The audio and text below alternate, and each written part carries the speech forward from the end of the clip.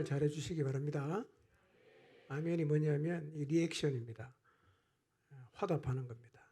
원래 이게 왔다 갔다 해야 좀 재밌지 않습니까? 자, 설교 제목 같이 읽어보겠습니다. 시작. 아멘. 결실의 계절인 이 가을에 사랑하는 분들의 초대를 받아 예배 자리에 오신 여러분들을 진심으로 환영합니다. 그런데 아마 오늘 이 자리에 오신 이유가 매우 다양하실 겁니다.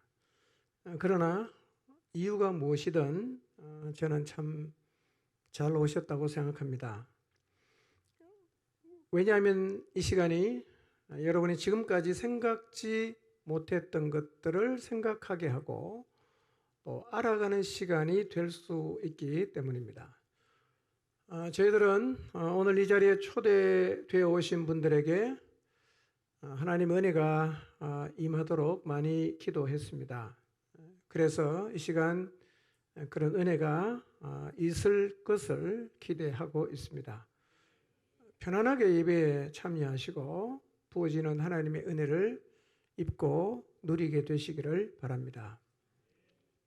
오늘 저는 우리가 가지고 있는 인생을 바라보는 관점에 대해서 좀 생각해 보려고 합니다. 사람들과 이 얘기를 해보면 사람들이 가지고 있는 인생을 바라보는 관점이 다르다는 것을 알 수가 있습니다. 그리고 사람들은 그가 가지고 있는 그 관점에 따라서 인생을 살고 있다는 것도 알게 됩니다. 자기 자신이 인생을 바라보는 관점이 무엇인지를 인식하며 살 수도 있고 또 그것을 전혀 인식하지 못하고 살 수도 있습니다. 그러나 본인이 자기가 인생을 바라보는 관점이 무엇인지를 정리하거나 정의하지 못한다고 해도 자기가 갖고 있는 관점을 따라서 인생을 살아갑니다. 이렇게 인생을 바라보는 관점은 그 사람의 삶의 방식에 절대적인 영향을 주기 때문에 인생을 어떤 관점으로 보느냐 하는 것은 매우 중요하다고 할 수 있겠습니다. 이 질문을 한번 생각해 보시기를 바랍니다. 여러 대답이 나올 수 있겠는데요. 한번 자기 대답을 해보시면 좋겠습니다. 인생이 무엇입니까? 인생의 의미는 어디에 있는 것이라고 생각하십니까? 우리 다 인생을 살고 있어요. 정신없이 바쁘게 열심히 살고 있습니다. 그런데 인생이 뭘까요? 그리고 그렇게 열심히 살고 있는 인생의 의미는 도대체 어디에 있는 것일까요?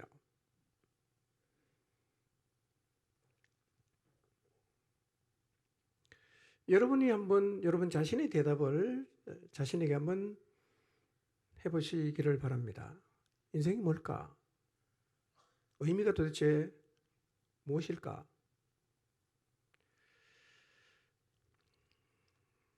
철학적인 대답을 하지 않아도 괜찮습니다. 우리 다 느끼고 있어요. 그리고 우리 나름대로 인생을 바라보는 관점을 다 가지고 있습니다. 그게 뭔가를 한번 생각해 볼 필요는 있어요. 왜냐하면 인생이 길지 않고요. 그걸 모르고 살면 아무런 의미 없는 인생을 살 것이기 때문입니다.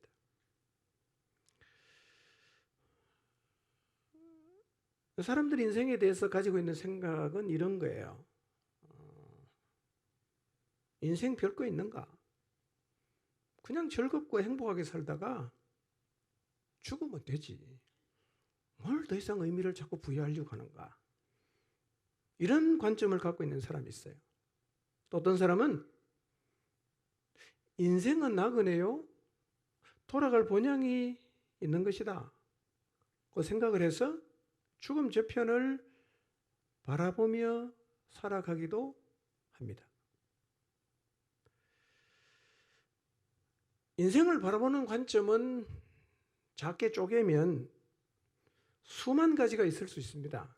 그러나 이 모든 대답은 크게 나누면 두 개로 나눌 수가 있어요.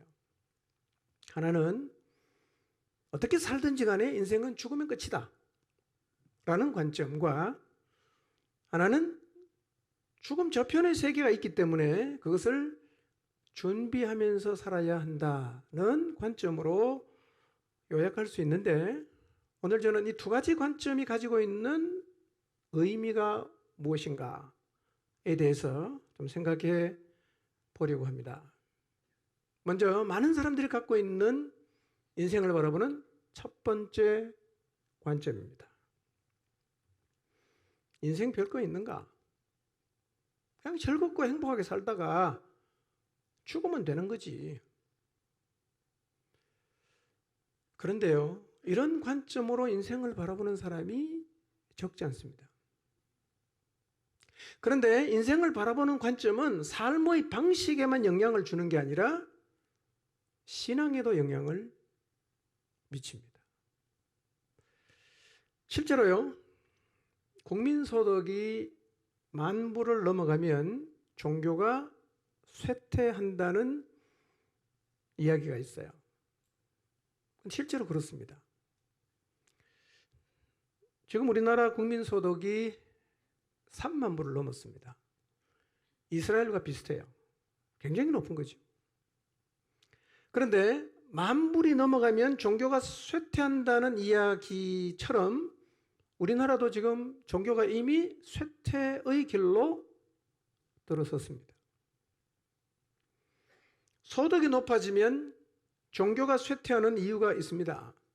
뭐냐면 소득이 높아지면 의식주의 문제가 완전히 해결됩니다.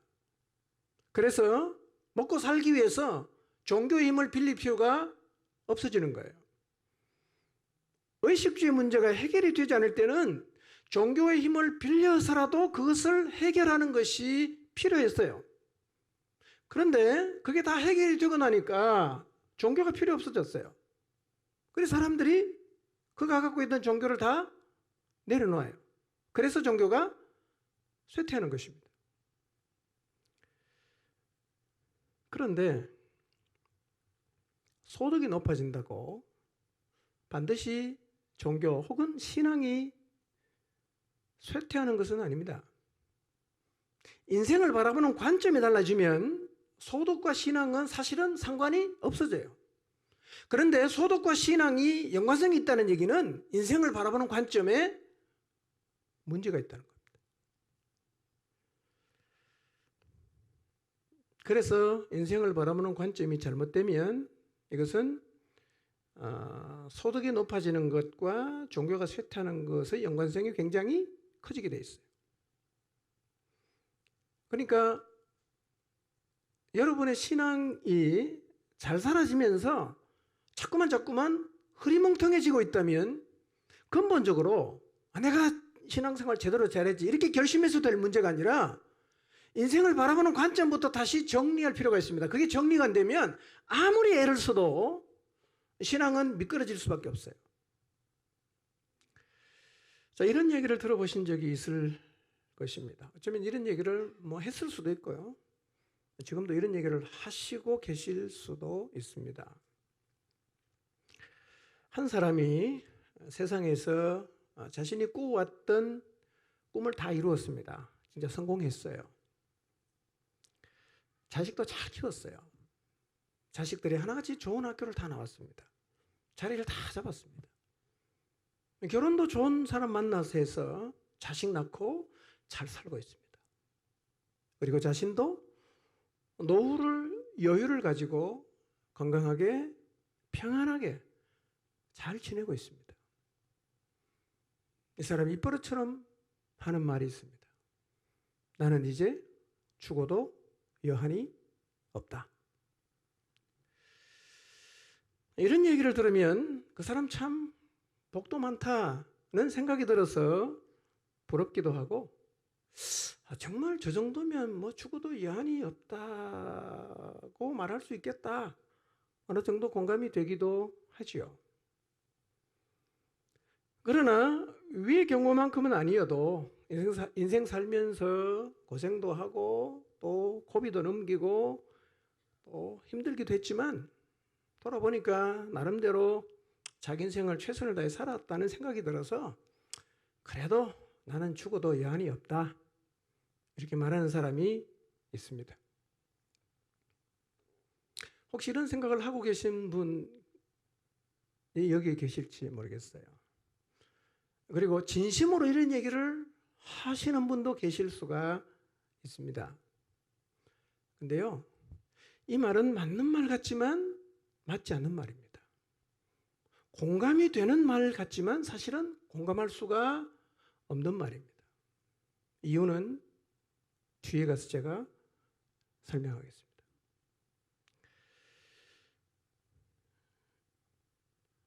죽어도 여한이 없다 라고 얘기하는 것은 인생을 바라보는 관점과 연관성이 굉장히 높아요. 그러니까 이런 얘기를 하는 사람이 가지고 있는 인생의 관점은 이래요. 그림을 하나 볼까요? 이 그림이 첫 번째 관점을 가진 사람이 생각하는 인생입니다. 이 관점을 가지면 인생을 어떻게 생각하느냐? 태어나서 죽는데 죽으면 끝이다, 이렇게 생각을 해요. 태어나서 죽으면 끝이니까 태어나서 죽기 전까지 자기가 하고 싶었던 일을 했다는 생각이 들면 어차피 죽으면 끝이니까 이제 죽어도 괜찮다, 그렇게 말하게 되는 것입니다. 그러나 남부러울 것 없는 성공을 거두고 내 자식들 다 자리 잘 잡고 살아가고 있어도, 자신의 노후를 보낼 만큼의 경제적인 여유와 건강을 갖고 있어도 이제 나는 죽어도 여한이 없다고 말할 수 없어요. 왜냐하면 죽음이 끝이라는 관점 자체가 틀렸기 때문입니다. 인생이 태어나서 죽음까지가 전부가 아니라면 살아있는 동안 좀 내가 성공했다고 이제 죽어도 여한이 없다라고 말할 수는 없다는 것입니다.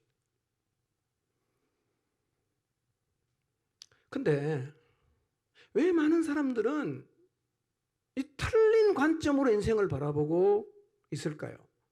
태어나서 죽는 데까지가 끝이 아닌데 왜 이 땅에 살고 있는 많은 사람들은 인생을 그렇게 생각하고 있을까요? 사람들이요, 출생부터 죽음까지가 인생의 전부라는 인생관을 가지게 된 데는 거대한 음모가 있습니다. 누군가가 사람들을 잘못된 곳으로 끌고 가기 위해서 거짓을 퍼뜨린 것입니다. 우리가 살고 있는 세상에는 진리와 거짓이 공존하고 있습니다. 우리는 그냥 이렇게 쉽게 생각해요. 상식에 맞고 눈으로 확인할 수 있으면 진리고, 상식에 맞지 않아 보이거나 눈으로 확인할 수 없으면 그건 거짓말이다, 이렇게 단순하게 생각하는데요. 여러분, 상식에 맞는다고 반드시 진리가 아니고요, 상식에 맞지 않는다고 반드시 거짓은 아니에요. 어쩌면 지금 내가 옳다고 진리라고 철석같이 믿고 있는 그게 거짓일 수 있습니다. 여러분, 진리와 거짓의 싸움이 벌어지고 있습니다. 매우 치열합니다. 성경은 이것을 전쟁이라고 표현하고 있습니다. 사람의 영혼을 노력하려는 이 진리와 이 거짓과 사람의 영혼을 구원하려는 진리와의 이 치열한 전쟁은 지금도 계속되고 있어요. 여러분, 지금도 이 세상에는 의도를 가지고 거짓을 조직적으로 사람들에게 뿌리는 세력이 있습니다. 많은 사람들이 인생은 출생해서 죽으면 끝이다 라는 인생관을 가짐으로 이 땅만을 바라보고 살아가게 된 것도 사실은 의도된 거짓에 속은 결과입니다. 무슨 얘기인가? 여러분, 성경은요, 이 세상에 거짓말이 난무하게 된 이유를 이렇게 설명하고 있습니다. 요한계시록 12장 9절입니다. 같이 한번 읽어보겠습니다. 시작. 그 큰 용, 곧 그 옛 뱀은 땅으로 내쫓겼습니다. 그 큰 용은 악마라고도 하고 사탄이라고도 하는데 온 세계를 미혹하던 자입니다. 그 용의 부하들도 그와 함께 땅으로 내쫓겼습니다. 매우 중요한 얘기입니다. 이 땅에 왜 거짓이 그렇게 많은가에 대한 설명이에요. 악마라고도 하고 사탄이라고도 하는 옛 뱀. 여러분, 아담과 하와 이야기를 어렴풋이는 그래도 아실 거예요. 아담과 하와를 속였던 뱀이 있어요. 그 뱀을 성경은 이렇게 설명합니다. 그 옛 뱀은 악마요 사탄이다. 이 사단이 하늘에서 하나님의 천사와 싸웠는데 패배해서 땅으로 내쫓겼어요. 사단이 땅으로 내려왔어요. 사단이 뭐 하는 존재인가? 성경은 이렇게 말합니다. 온 세계를 미혹하던 자다. 그래서 소개하고 있습니다. 온 세계를 미혹하게 하는 자다. 여러분, 사단은 이 세상에 거짓말을 엄청나게 뿌려놨어요. 사람들은 그것이 진리라고 생각을 하지만 사실은 다 거짓말이에요. 사단이 세상에 뿌려놓은 거짓말이 굉장히 많이 있는데 그 중에 대표적인 거짓말 중에 하나가 뭐냐면 죽으면 끝이다. 이 거짓말이에요. 그 거짓말입니다, 여러분. 요한복음 8장 44절을 한번 보겠습니다. 자, 같이 한번 읽어볼까요? 시작.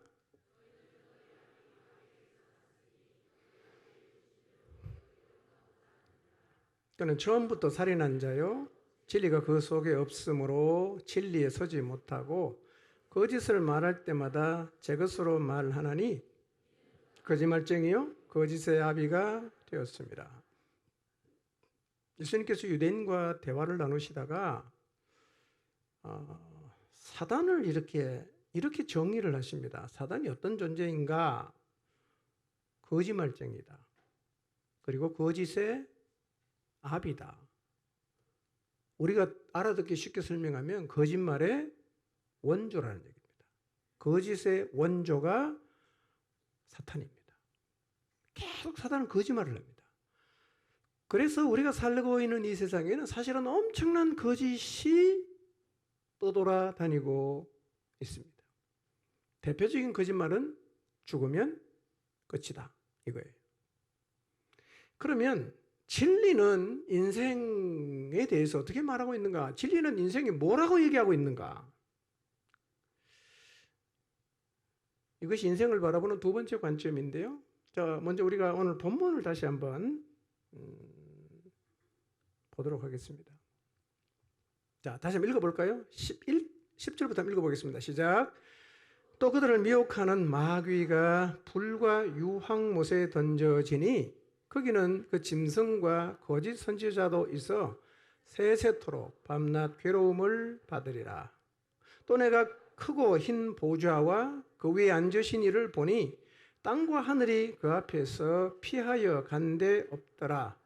또 내가 보니 죽은 자들이 큰 자나 작은 자나 그 보좌 앞에 서 있는데 책들이 펴 있고 또 다른 책이 펴졌으니 곧 생명책이라. 죽은 자들이 자기 행위를 따라 책들에 기록된 대로 심판을 받으니 바다가 그 가운데서 죽은 자들을 내주고 또 사망과 음부도 그 가운데에서 죽은 자들을 내주매 각 사람이 자기의 행위대로 심판을 받고 사망과 음부도 불못에 던져지니 이것은 둘째 사망 곧 불못이라. 누구든지 생명책에 기록되지 못한 자는 불못에 던져지더라 그랬어요. 여러분, 이 말씀은요, 이 사도 요한이라는 사람이 환상을 통해서 죽음 후에 벌어지는 광경을 보고 묘사한 내용입니다. 사람이 죽고 나면 어떤 일이 벌어지는가? 우선 10절을 보니까요, 하나님이 인간을 미혹한 마귀를 가장 먼저 심판합니다. 사탄, 마귀를 가장 먼저 심판하고요, 그 다음에 죽음 후에 모든 사람이 하나님의 심판을 받는 자리에 선다고 말하고 있습니다. 죽으면 끝이 아니고요. 죽으면 모든 사람이 다시 하나님 앞에 서야 된다는 말입니다. 여러분, 죽음 후에 심판이 있다는 말은 죽음이 끝이 아니라는 말입니다. 인생은 죽음으로 끝나지 않습니다. 이것이 진리의 가르침입니다.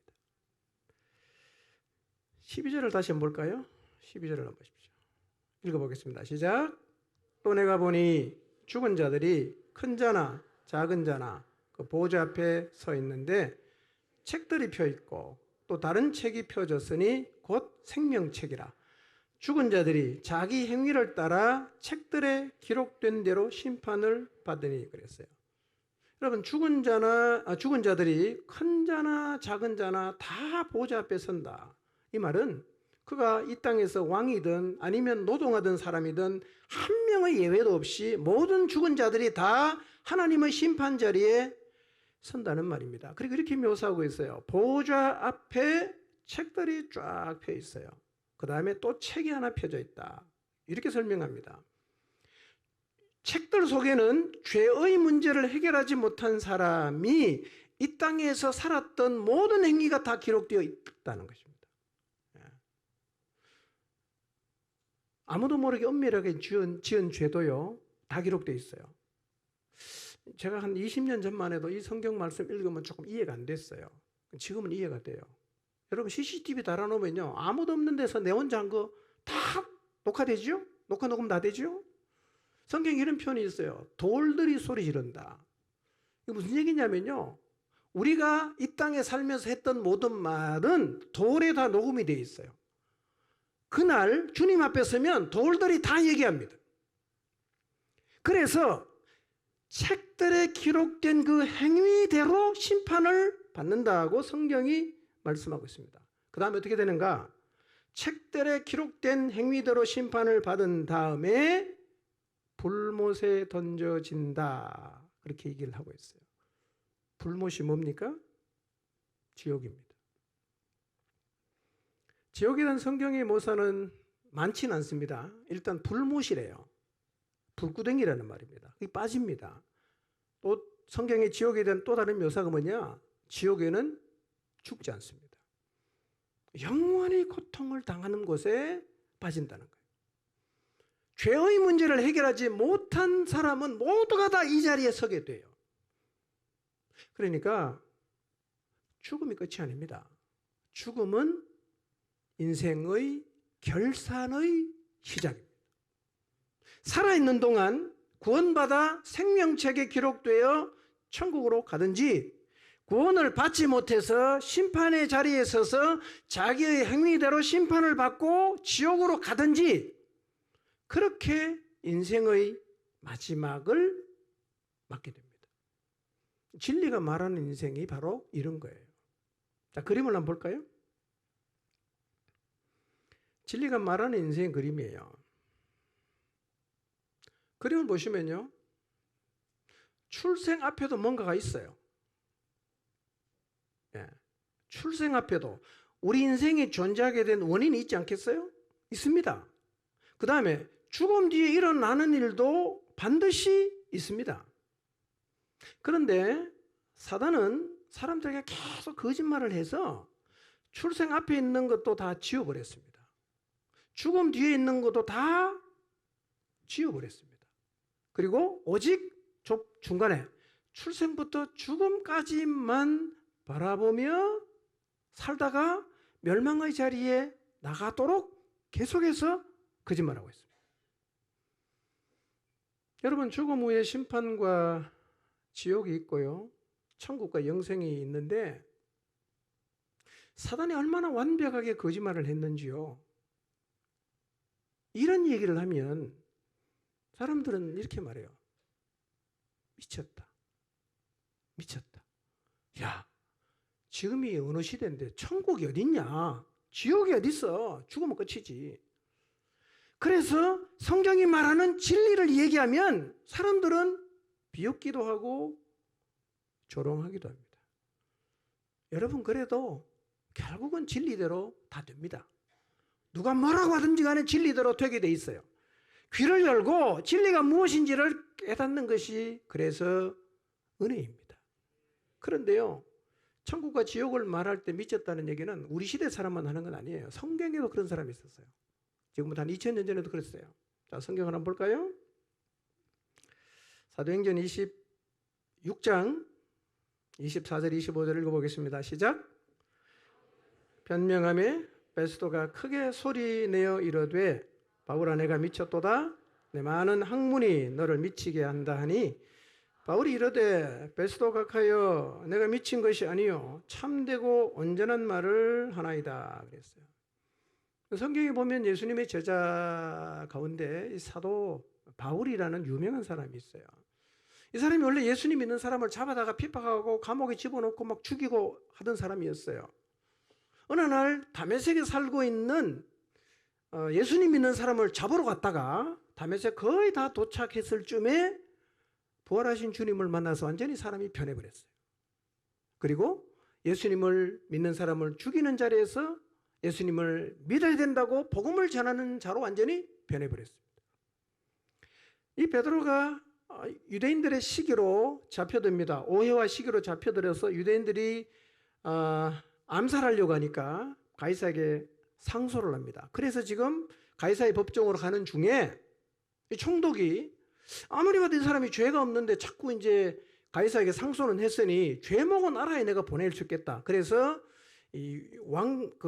유대 왕들 그다음에 천부장들 다 불러놓고 바울에게 네 한번 변명을 해봐라 라고 하니까 바울이 자기가 이전에 어떤 사람이었고 어떻게 예수님 믿게 되었고 부활하신 예수님 만났고 이런 얘기를 쫙 했어요.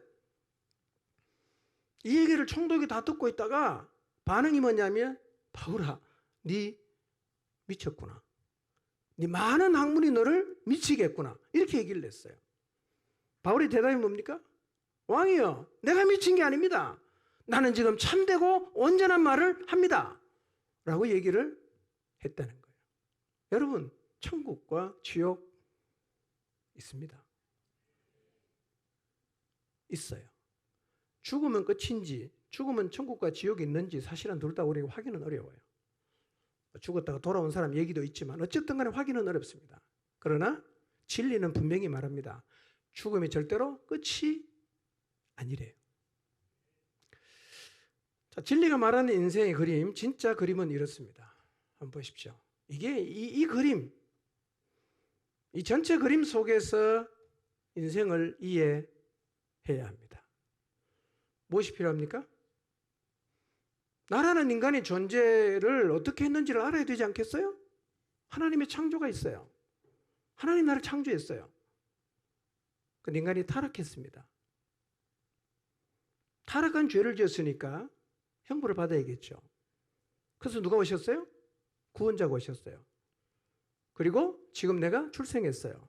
그리고 열심히 살고 있습니다. 어느 날 우리 모두 죽음의 자리에 서겠죠. 그럼 죽음의 강을 건너는 어떤 일이 벌어집니까? 오늘 읽었던 말씀처럼 보호자 앞에 하나님의 보호자 앞에 서서 심판을 받게 됩니다. 영 생으로 가든지 영 벌로 가든지 그렇게 다 우리의 인생의 마지막은 가게 되어 있습니다. 여러분 창조와 타락을 알아야 인생의 문제가 뭔지를 알 수 있어요. 내가 왜 죄인인가? 왜 내가 구원을 받아야 되는가? 창조와 타락을 모르면 그 얘기가 사실은 이해가 안 되지요. 그리고 심판과 형벌이 있다는 사실을 알아야 내가 이 땅에 살면서 뭐를 해야 되는지를 제대로 알 수가 있습니다. 여러분 인생은요 이 전체 그림 속에서 봐야 됩니다. 그래야 짧은 인생을 무엇을 위해서 살아야 되는지가 명확해지는 것입니다. 그림을 다시 한번 보여주실래요? 여러분 모든 인생은 저 그림대로 갑니다. 진리가 보여준 그대로 나가게 돼 있어요. 죽음 후에 심판과 멸망으로 가든지 아니면 죽음 후에 영생으로 가든지 가게 됩니다. 이 사실을 기억하고 우리는 이 생을 살아갈 때 죽음 후에 일어나는 일을 염두에 두고 인생을 살아야 합니다. 여러분 태어나서 죽을 때까지 인생 참 중요하죠. 그러나 출생 앞에 어떤 일이 일어났고 내가 어떻게 존재하게 됐는지를 알지 못하고 그리고 죽음 후에 어떤 일이 일어난지를 알 수 없다면 우리가 아무리 인생을 열심히 살아도 인생을 잘못 살게 되는 것입니다. 그러므로 심판을 대비하지 못했다면 나 이제 죽어도 여한이 없다고 말하시면 안 돼요. 구원을 받지 못하면 여한이 없는 게 아니라 지옥에 떨어지게 되기 때문입니다. 인생을 살면서 해야 되는 가장 중요한 일은 구원받는 거예요. 여러분, 러시아의 대문호 톨스토이가 인생이란 무엇인가라는 책에서 이렇게 말했어요. 우리는 이 세상을 살고 있는 것이 아니라 이 세상을 지나가고 있다는 사실을 잊지 마시오 라고 했어요. 여러분, 인생이 죽음으로 끝나지 않는다고 본 이 톨스토이의 인생과는 성경의 가르침과도 일치합니다. 인생은 지나가는 것입니다. 출생해서 죽음으로 끝나는 게 아니라 인생을 다 살고 나면 반드시 도달하는 자리가 있습니다. 그러므로 죽음까지가 전부라고 생각해서 죽음까지만 바라보고 인생을 설계해서는 안 됩니다. 죽음 저편에 일어나는 일에 관심을 가져야 합니다. 그래야 후회하지 않습니다. 안타깝게도 많은 사람들이 지옥을 향해 가고 있습니다. 그 끔찍한, 그 두려운 지옥을 하나도 두려워하지 않으면서 가고 있습니다. 그것은 지옥이 허상이고 지옥이 없기 때문이 아니라 죽으면 모든 것이 끝난다는 사단의 거짓말에 속았기 때문에 그렇게 사는 거예요.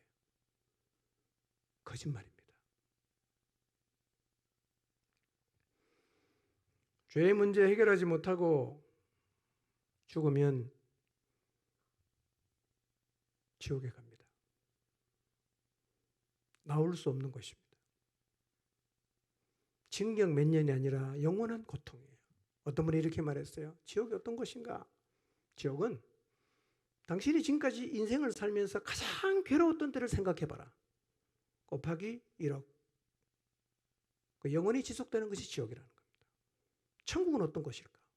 당신이 인생을 살면서 가장 행복했던 때를 생각해봐라. 곱하기 1억. 영원히. 여러분, 성경이 말씀하는 진리에 귀를 기울이시기 바랍니다. 왜 인간은 이렇게 고통받는 곳으로 가게 된 것일까요?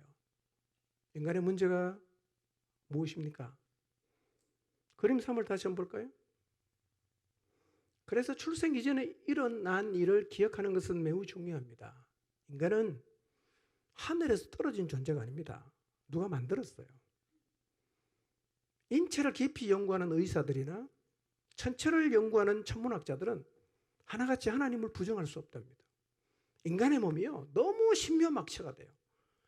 이거는 진화되어서는 절대로 만들어질 수 없을 정도로 매우 정교하게 만들어졌다는데 다 동의합니다. 이렇게 말합니다. 인간은 누가 만드는 게 맞다. 그러나 인간을 만드신 분은 전지전능하신 분이다.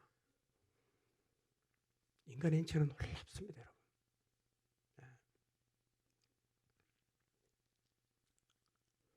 하나님 인간을 창조했어요. 인간은 하나님의 피조물입니다. 내 주먹을 믿어라. 내 인생 내가 책임지지 누가 나를 도와줘. 하나님 없어. 이게 용감한 게 아니라 굉장히 무지한 거예요. 그러시면 안 돼요. 그렇게 말하는 순간에도 하나님은 살아계세요. 다 보고 있습니다. 여러분의 그런 말은 다 노래 녹음이 되고 여러분의 그런 말은 마치 CCTV로 녹화하듯이 다 녹화되어 있습니다. 그리고 책들에 다 기록이 돼요. 심판받습니다. 인간은 하나님이 지으신 피조물이에요. 피조물이니까 마땅히 하나님 말씀대로 살아야겠죠.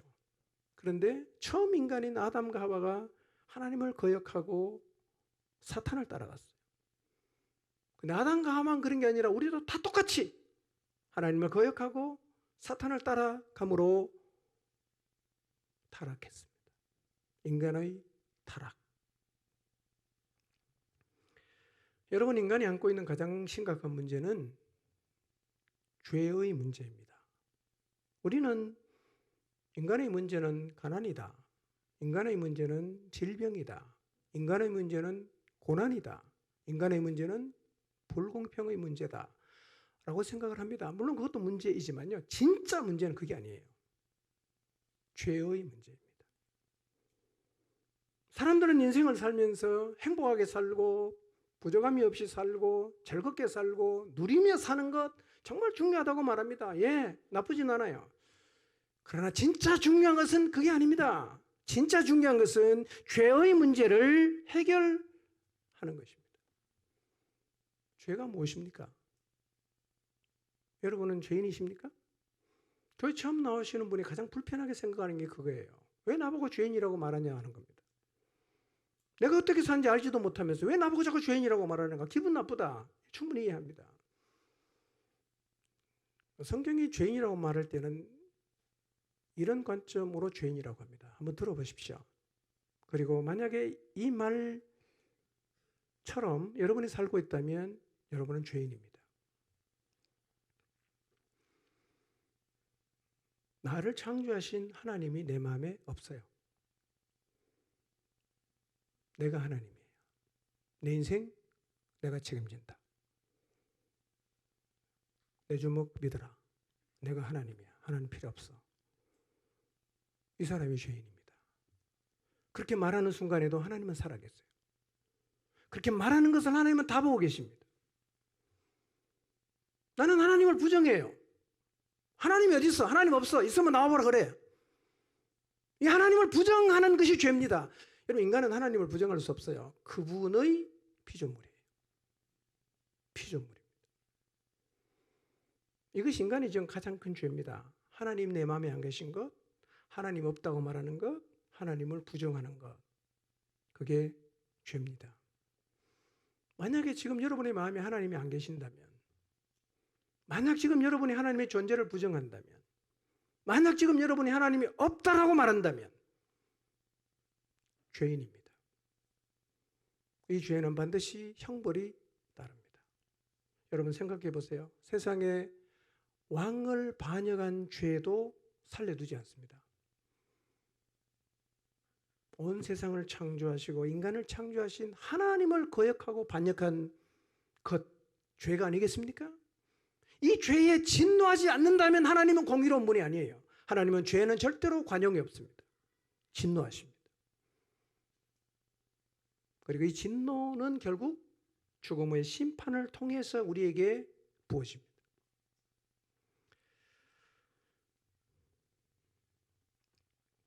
살아있는 동안 이 죄의 문제를 해결해야 합니다. 살아있는 동안 이 문제 해결하지 못하면 죽음의 강을 건너면 심판받습니다. 그리고 그 행위대로 형벌을 받고 성경의 표현대로 불못에 던져지게 됩니다. 그러므로 죄의 문제를 해결하지 못했다면 죽어도 여한이 없다고 아직은 말씀하시면 안 됩니다. 죄의 문제를 해결하고 난 다음에 그런 얘기를 할 수가 있어요.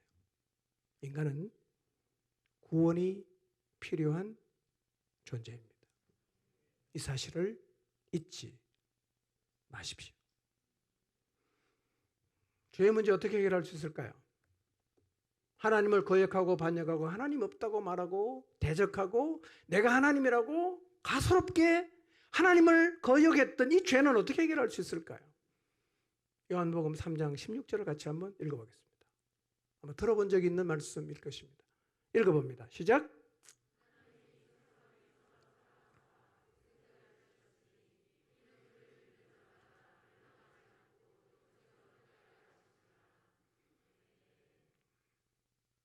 나이가 드신 분들은 그래도 한 번쯤은 들어보셨을 말씀입니다. 요즘 젊은 세대는 교회를 아예 안 나가니까 처음 들어보는 분도 계시겠지만, 그래도 나이가 좀 드신 분들은요, 어릴 때 교회 나가서 이 성경 구절은 아마 한 번은 들어보신 적이 있을 것입니다. 너무 유명한 말은요, 묵상이 잘 안 돼요. 근데 굉장히 중요한 말씀이에요. 이 말씀은 성경 전체를 정확하게 요약한 것입니다. 성경 전체가 말하고자 하는 게 이거예요. 하나님이 세상을 이처럼 사랑했다. 그리고 독생자를 주셨다. 왜? 그를 믿는 자가 멸망으로 가지 않고 영원한 생명을 얻게 하시려고. 이것이 죄인을 위해서 하나님이 하신 일이에요.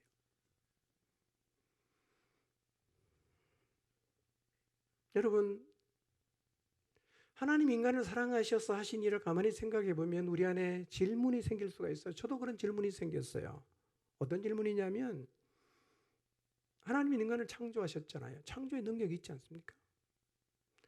근데 처음 만든 인간이 하나님 말씀 안 듣고 하나님을 거역하고 사탄을 따라갔잖아요.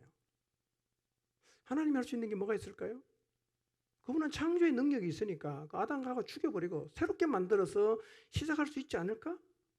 근데 왜 복잡하게 그렇게 죽여버리고 새로 안 만들고 뭘 그냥 아들을 보내고 복잡하게 하셨을까? 이게 의문이었어요. 질문이었어요. 왜 그렇게 하셨습니까, 하나님? 근데요, 이런 생각이 들었어요. 여러분, 세상에 어떤 부모가요, 자식을 낳았어요. 말을 진짜 안 들어요. 어느 날 부부가 앉아서 상의합니다. 여보, 쟤는 희망이 없다. 죽이자. 새로 낳자. 이런 부모가 있나요? 없죠. 병이 들면 재산 다 팔아서라도 고치려고 하는 게 부모의 마음 아닙니까? 이게 하나님이 세상을 이처럼 사랑하사라는 말의 의미입니다. 악한 인간도 자식을 포기하지 않는데 하나님이 심려를 기울여 만든 인간을 포기하지 않으시는 거예요. 그래서 이 인간을 살리기 위해서 자기 아들을 이 땅에 보내십니다. 그리고 죄인인 우리가 죽어야 되는 그 죄의 형벌을 그 아들에게 다 치워 죽게 하셨어요. 그게 바로 십자가입니다. 2000년 전에 예수 그리스도께서 오셔서 십자가를 지신 이유가 바로 우리를 살리기 위해서 그렇게 하신 거예요. 요한복음 3장 14절에서 16절 말씀 읽어보겠습니다. 읽습니다. 시작. 모세가 광야에서 뱀을 든 것 같이 인자도 들려야 하리니 이는 그를 믿는 자마다 영생을 얻게 하려 하심이니라. 하나님이 세상을 이처럼 사랑하사 독생자를 주셨으니 이는 그를 믿는 자마다 멸망하지 않고 영생을 얻게 하려 하심이라. 예. 2000년 전에 예수님이 유대 땅에 오셔서 십자가에서 죽었는데요. 그걸 이렇게 설명하고 있어요. 14절에 보니까 구약에 모세라는 유명한 선지자가 있었습니다. 이스라엘 백성을 이집트에서 출애굽하게 해서 지금 이스라엘이 있는 그 가나안 땅으로 이끌었던 위대한 지도자였어요. 그가 백성을 끌고 가는데 백성이 너무 하나님을 향해서 불평과 원망을 막 해댑니다. 하나님이 진노하십니다. 불뱀을 보냈어요. 사막에서 불뱀에서 무는데요. 물리면 사람이 막 죽는 거예요. 백성이 아우성입니다. 모세도 기도했습니다. 그때 하나님 모세에게 이렇게 말씀하셨어요. 야, 내가 너에게 연고를 줄 테니까 물리면 발라라. 그리고 하늘에서 연고를 쫙 뿌린 게 아니었어요. 이렇게 말씀하시는 거예요. 야, 모세야, 놋뱀을 만들어서 진 가운데 높이 매달아 놔라. 그리고 이제 누구든지 불뱀에 물리면 저 놋뱀을 쳐다봐라. 그러면 살아난다. 다소 이해가 안 되는 해결책을 주셨어요. 모세가 놋뱀을 만들어 높이 달았어요. 물립니다. 쳐다보면 나아요. 불뱀에 물려 죽어가던 사람이 진 한가운데 높이 달린 놋뱀을 쳐다볼 때, 믿음으로 쳐다보았을 때 나왔던 것처럼 14절이 그거예요. 인자도 들린다. 들린다란 말은 십자가에 달린다는 말입니다. 모세가 광야에서 뱀을 들었던 것처럼 인자도 십자가에 달린다. 왜? 15절 다시 봅시다. 읽어봅니다. 시작. 이는 그를 믿는 자마다 영생을 얻게 하시려고. 왜 인자 예수 그리스도가 십자가에 달리셨는가? 그것은 그를 믿는 자마다 멸망에서 구원받고 영원한 생명을 얻게 하기 위해서라고 성경이 말씀하고 있습니다. 우리의 죄를 대신 지고 십자가에 죽으신 예수 그리스도를 믿으면 우리의 죄가 사해지고 16절의 말씀처럼 멸망치 않고 영원한 생명을 얻게 된다고 성경이 약속하고 있습니다. 여러분 지금부터 약 2900년 전입니다. 예수님이 오시기 700년 전입니다. 굉장히 오랜 시간 전이죠. 그때 활동했던 선지자 중에 이사야라는 선지자가 있습니다. 한국 사람은 아닙니다. 예. 근데 이 선지자가요, 그분의 죽음이 우리의 죄를 위한 것이라고 지금부터 2900년 전, 예수님 오시기 700년 전에 그렇게 얘기를 했어요. 그분의 죽음이 우리의 죄 때문이라고 얘기를 했어요. 자, 읽어볼까요? 이사야 53장 1절에서 6절입니다. 읽어보겠습니다. 시작.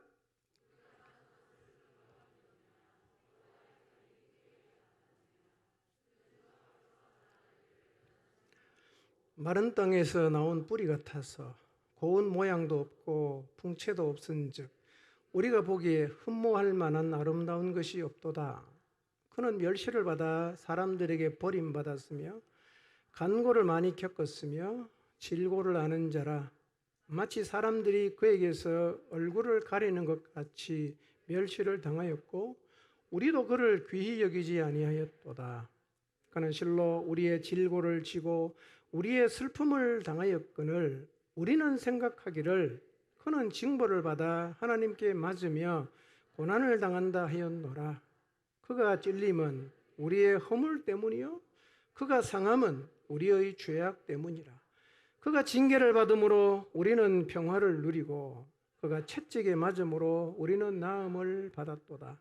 우리는 다 양 같아서 그릇 행하여 각기 제 길로 갔거늘 여호와께서는 우리 모두의 죄악을 그에게 담당시키셨도다. 여러분, 주전 700년 전에 이사야가 예언합니다. 구원자가 올 거다.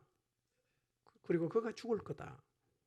그런데 그가 찔림은 그의 잘못이 아니라 우리의 허물 때문이고 그가 상함은 우리의 죄악 때문이다. 그가 징계를 받음으로 우리가 하나님과 평화를 누리게 되었고 그가 채찍에 맞음으로 우리의 죄의 병이 나음을 받았다. 우리는 다 양 같아서 눈앞에 보이는 것만 추구하며 그렇게 길을 잘못 갔지만 여호와께서는 우리 모두의 죄악을 그에게 담당시키셨다고 이야기하고 있습니다. 구원자가 세상에 오셨어요. 여러분, 2000년 전에 이 땅에 오셔서 십자가에 죽으신 예수님의 죽음은 죄로 인해 형벌을 받아야 하는 우리를 구원하시기 위함입니다. 여러분, 2000년 전에 유대 땅에 오셔서 십자가에 죽으신 예수 그리스도의 그 죽음은 우리와 상관이 없는 것이 아닙니다. 바로 나를 구원하기 위함입니다. 그분을 통해 구원의 길이 열렸습니다. 그분이 우리의 죄 때문에 죽었기 때문입니다. 이 예수님을 구원자로 믿으시고 지옥 형벌에서 구원받고 영원한 천국을 소유하게 되시기를 주님의 이름으로 축복합니다. 기도하겠습니다.